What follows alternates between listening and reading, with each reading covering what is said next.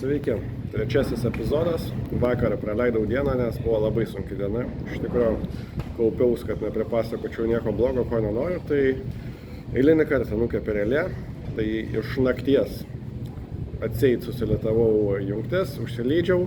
Ryte užkūros, aišku, nulis. Tai pasirodo šį kartą jau ne pravodka, o pati relė buvo iškepus.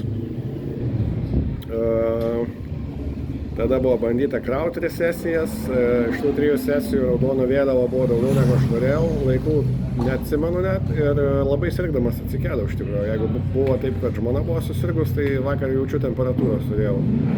Snarglys, kosulys, užgulta nosis, tai vakare buvo nuvažiuota į vaistinę, pripirkta vaistų ir šiandien visai kitas žmogus.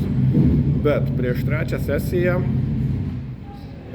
pakilo vėjas didžiulis toks, aš tą akumuliatorių nusiim, šildytuvus nusiim, slėgio sužiūrėt, palapinės uždaryti nespėjau, žmona viena liko, išvažiuoju į pitleiną, judėti trasą ir pradėjau pilą kaip iš kibiro.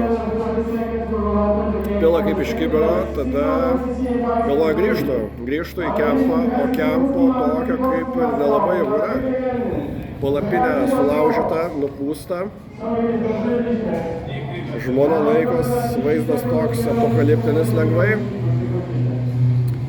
Tai ką, atėjau pas draugus, pas kuriuos iš pradžių tingėjau kraustytis ir prašiau, kad priimtų nakvynės motociklą. Miegot patys kaip ir turim, kur ant treko, bet visas gyvenimas, taip sakant, buvo nupūstas ir paleistas. O padramatiškai truputėlį pasakiau. Tai reikėjo krautis visus daiktus į priekabą, reikėjo taisyti motociklą. Tada iš Dunaskijos Treda kaimo netoli Slovakijos Ringo parvežiau programėlę kažkokią, nuo seno motociklo sumokėjau 50 pinigų. Eventually neveikia jinai, duoda 17,4 voltus. Tai atjungiau visai. Tada iš vis užėjo lietus ir man atrodo gal 2 sesijos ar 3 buvo per dieną nuvažiuotas iš viso. Pilna viena. Labai daug raudonų vėliavų. Tikrai labai baisi diena. Ir savijauta baisi. Tai nenorėjau nieko net pastint. O šiandien pirmoje sesijoje 2:20. Labai greitai. Galvojau, kad bus dar greičiau.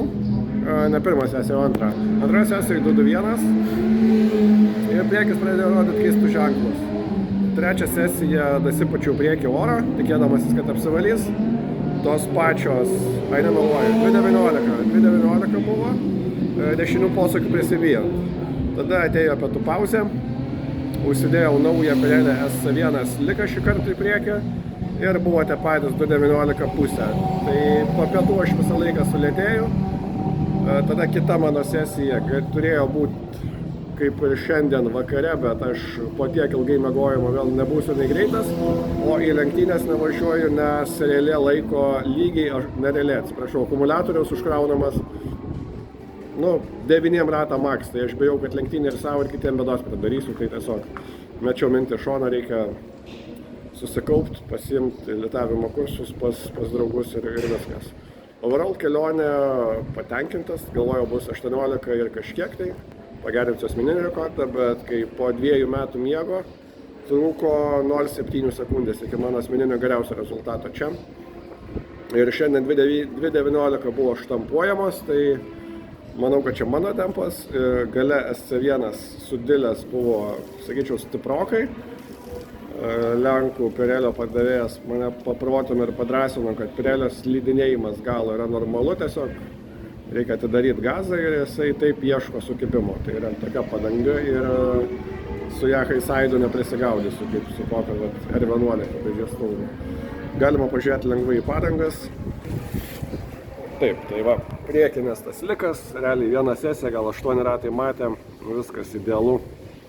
O, cool. Nakleikis, pamiršau paprašyti, kad nuimtų, tai dar liko prisiklijavus. Reikės atkaitinti. Kas dar? Braking markerių jokių nėra. Mėla, malonių, gražu galas. Galas irgi kaip ir nėra galutinai sudėlęs. Kas cool pas Pirelli, tai va, blend line net nelabai kažkokio matau. Jis gripina atrodo nuo pat šaulderio, o kur lūžta padanga, tai kažkur čia.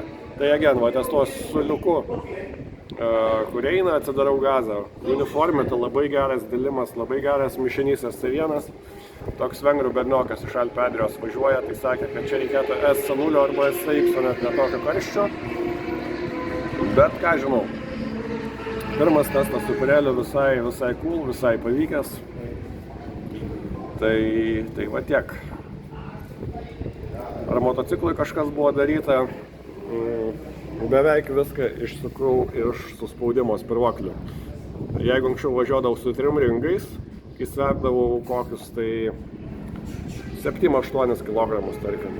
Viskas būdavo cool, dabar su labai suspaustus spyruoklį išstabdau vis tiek iki galo. Labai dažnai motociklas pakelia galinį ratą ir reikia truputėlį pamažinti stabdymą. Tai reikia arba mažinti svorį, arba kietinti priekinės spyruoklės, arba daryti abu. Tai spyruoklės priekio 9.5 pas mane sudėti. Man atrodo, su mano ūgiu ir mano svoriu man jau senai jie per minkšti, tai tiesiog gal kažkas pakomentuos komentaruose, su kuo važiuoja ir 6. O į galą šio sezono pradžiai įsidėjau 10,5 spyruoklę, nes man motociklas nelaikydavo trajektorijos, labai platėdavo posūkiuose. Tai su 10-ukinė spyruoklė, kas įvyksta, kai atsidarau gazą, grįšiu į save. Kai atsidarau gazą, realiai po gazo atsidarimo jis netiek daug sutupia ir geriau išlaiko trajektoriją. Kokie minusai? Kad padanga tiek gripo neturi bampių trasose. Pavyzdžiui, kačergiai minkšta spyruoklė pastoviai laiko padangą ant asfalto priklijuotą.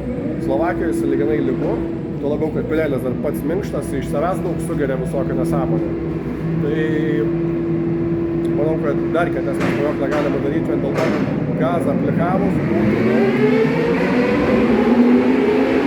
Idėja apšilimo ratą žmonės, tai labai kaukia viskas.